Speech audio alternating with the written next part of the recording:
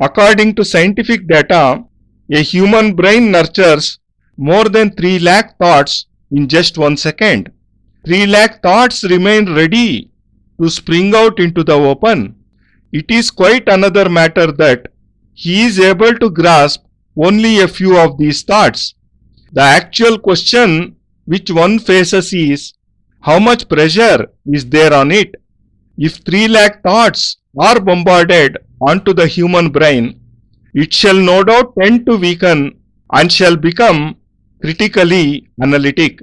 Is there a way through which we can take off some pressure from the human brain?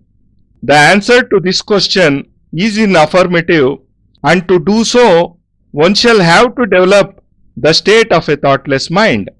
One shall have to adopt a system through which lesser and lesser thoughts are nurtured in the brain.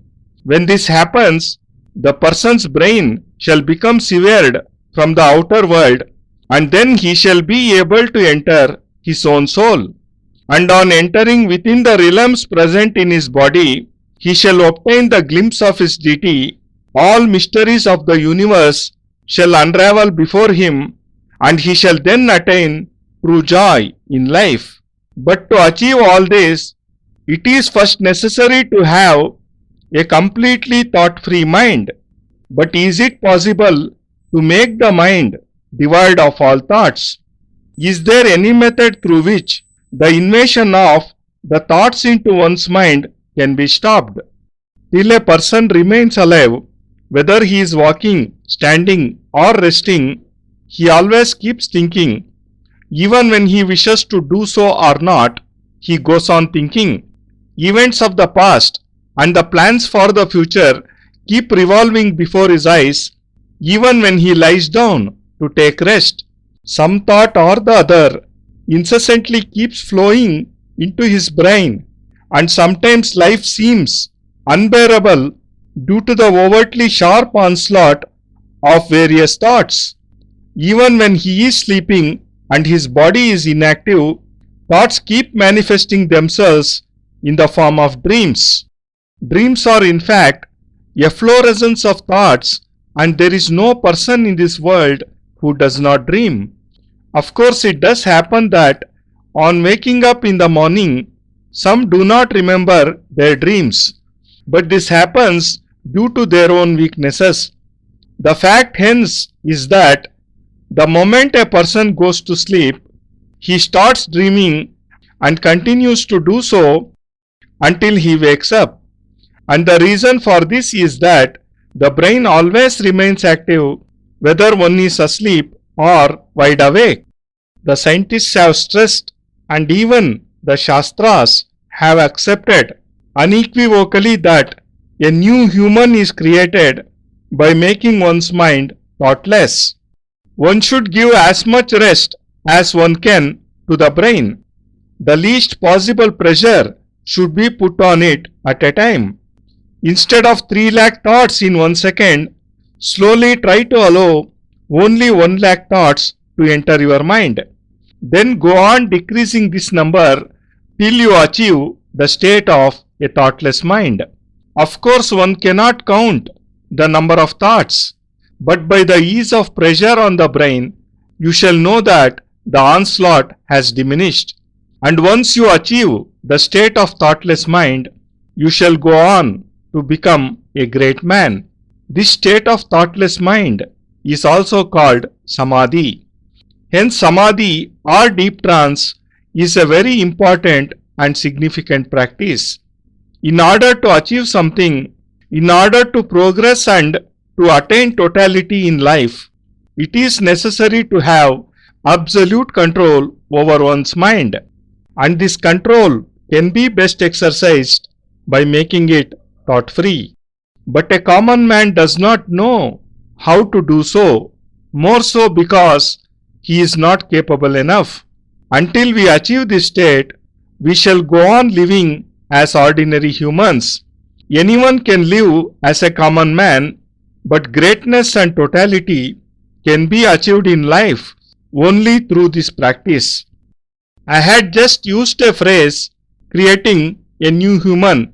What I meant was, instilling such a capability in a human that he is able to exercise total control over his brain. And when a human achieves this, he shall not experience any anger, fear, or jealousy. Then there shall be no quarrels, wars, or terrorism on this earth. And when this happens, the earth shall become peaceful and unique in itself. If we wish for such a world, then it is necessary that we create a human who can control his senses and his brain, because totality of life can be achieved only through a thought-free mind. Several questions can arise in your mind. Is there a practice through which a thoughtless mind can be formed? Is there any method using which we can stop the flow of thoughts into our minds? Can we achieve physical and mental rest without having to go to sleep? Can we attain true joy? Science is incapable of providing answers to these questions. The scientists who are busy making nuclear bombs and who are daily making new inventions cannot answer these questions. The answer to these questions can be found only in the Shastras, the Vedas, and the Puranas. By studying these ancient texts, we can surely create a new human being. Mind it, I am using the word create and not birth. Creating a new human being means transforming the humans who have already taken birth into complete humans through a special practice. If we are able to create such humans, a new and unique society shall emerge, a new nation shall rise, and soon we shall be able to think of a new peaceful world.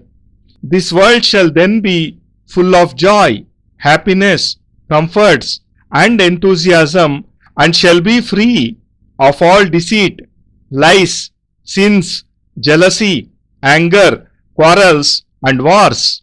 Such a world shall be like a big family, uninfluenced by the divisive forces of different religions, castes, and nations.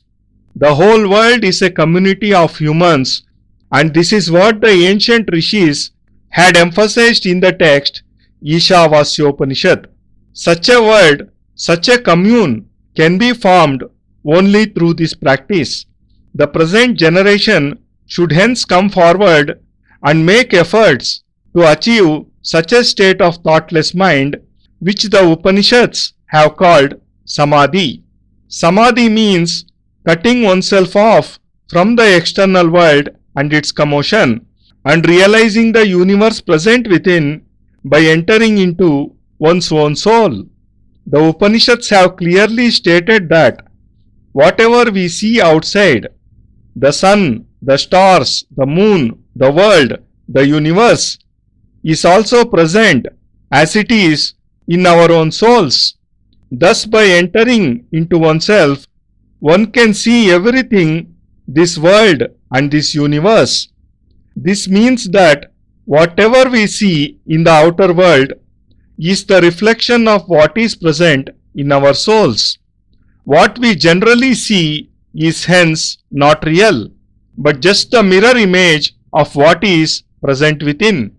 The entire universe is present in the human body. The sun, the moon, the stars are present inside, and we see their reflection outside. Thus there is nothing outside, and we see only reflection of the inner world, which is projected before us through our eyes.